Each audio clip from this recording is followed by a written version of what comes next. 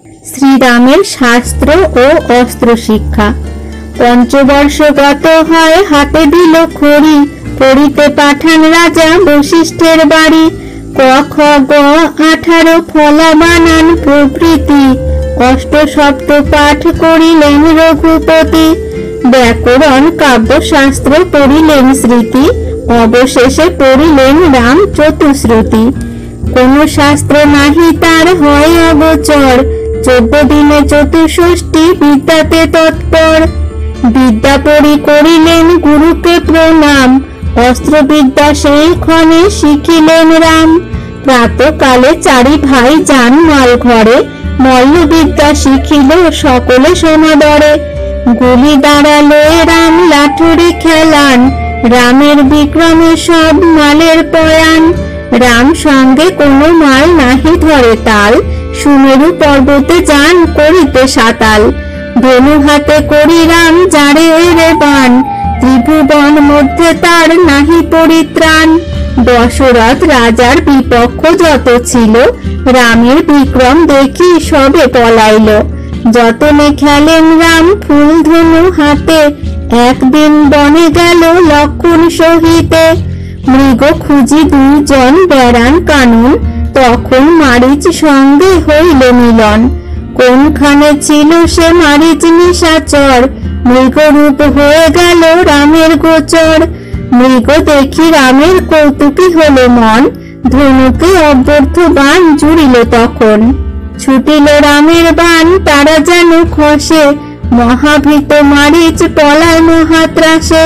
শ্রীরামের বাণ শব্দে ছাড়িল সে বন, জনকের দেশে গেল মিথিলা ভুবন। রামের বিক্রম দেখি দেবগণ ভাসে, এতদিনে রাবণ মরিবে অনায়াসে। সূর্য অস্ত গেল তথা বেলার বিরাম, বনশ্রান্ত লক্ষণের দেখিলেন রাম।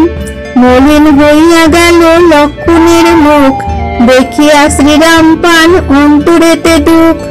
একদিন দুঃখে ভাই হইলে এমন, কেমনে মারিয়া বৈরী রাখিবে ব্রাহ্মণ। আমলকি ফল পাড়ি দেন তার মুখে, ক্ষুধা তৃষ্ণা দূরে গেল খান মন সুখে। হেনকালে দেখেন নিকটে সরোবর, নানা পক্ষে জলে করে কল কল স্বর। এমন সময়ে ব্রহ্মা কন পুরন্দরে, জন্মেন আপনি হরি দশরথ ঘরে। নররূপী আপনাকে বিস্মৃত আপনি, রাবণ মারিতে মাত্র অবতীর্ণ তিনি। 14 বর্ষ তিনি থাকিবেন বনে, ফলমূলাহারে যুদ্ধ করিবে কেমনে। মৃণাল ভিতরে তুমি রাখো গিয়া সুধা, সুধা পানে রামের না হইবে ক্ষুধা। এই আজ্ঞা পাইলেন দেবপুরন্দর, রাখিয়া গেলেন সুধা মৃণাল ভিতর। হেনকালে লক্ষণের বলেন শ্রীরাম, মৃণাল তুলিয়া আনু করি জলপান। লক্ষণ আনিয়া দিল শ্রীরামের হাতে, 2 ভাই সুধা খান মৃণাল সহিতে। ক্ষুধা তৃষ্ণা দূরে গেল সুস্থ হলো মন, বৃক্ষপত্র পাতিয়া যে করিল শয়ন। পরিশ্রমে সুনিদ্রা হইল বৃক্ষ তলে, আছেন শ্রীরাম যেন শুয়ে পিতৃকোলে। না দেখিয়া শ্রীরামের হইয়া কাতর, আস্তে আস্তে যায় রানী রাজার গোচর। হেথা রাজা রামে না দেখিয়া বহুক্ষণ, রামেরে দেখিতে যান কৌশল্যা সদন। 2 জন পথেতে হইল দর্শন, শ্রীরামের লাগি উঠে বিষাদে মগন। চিন্তিতা হইয়া রানী জিজ্ঞাসে তখন, রামে না দেখিতে পাই আমি বহুক্ষণ। দশরথ বলে, রানী কি কহিলে কথা, দেখিতে না পাই রাম তারা গেল কোথা। বুঝি রাম আছেন কৈকেয়ীর আবাসে, তাড়াতাড়ি উভয়ে কৈকেয়ীরে জিজ্ঞাসে। আজি আমি দেখি নাহি শ্রীরামের মুখ, প্রাণ নাহি রহে মোর বিদরয়ে বুক।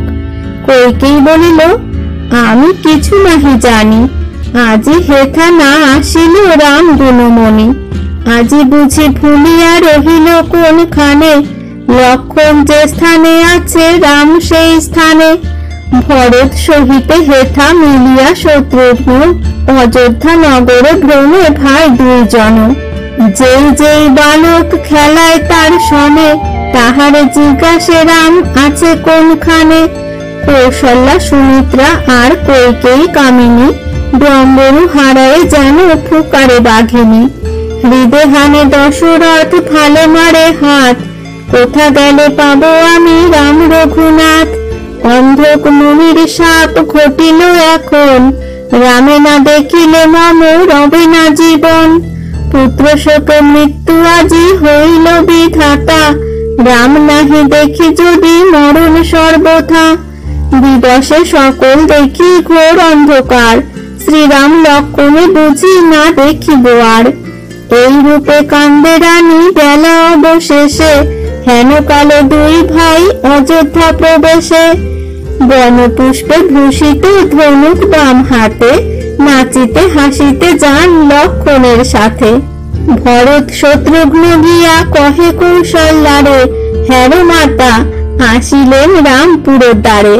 তার মুখে এই বাক্য শুনিতে শুনিতে, বাহির হইল রানী শ্রীরামে দেখিতে। ধেয়ে গিয়ে দশরথ রামে করে বুকে, পুনঃ পুনঃ চুম্ব দিল তার চাঁদ মুখে। অন্ধকের সাপ মনে করে ধুক ধুক, কি জানি বাহন কবে বিধাতা বিমুখ। কৌশল্যা ধাইয়া গিয়া রামে নিল কোলে, সাদরে চুম্বন দিল বদন কমলে। দরিদ্রের নিধি তুমি নয়নের তারা, পলকে প্রলয় ঘটে যদি হই হারা। ভরত শত্রুঘ্ন তবে দেখেন শ্রীরাম, দুই ভাই আসি রামে করিল প্রণাম। কৃত্তিবাস পণ্ডিতের মধুর প্রণীত, শ্রীরামের অরণ্য বিহার সুললিত।